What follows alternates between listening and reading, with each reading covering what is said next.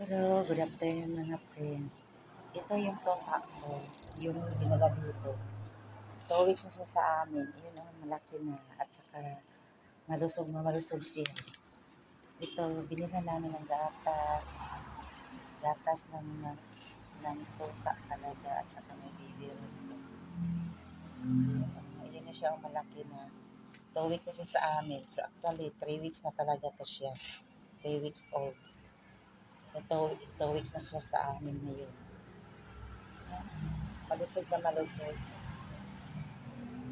Busog na yan, nakadidi lang yan.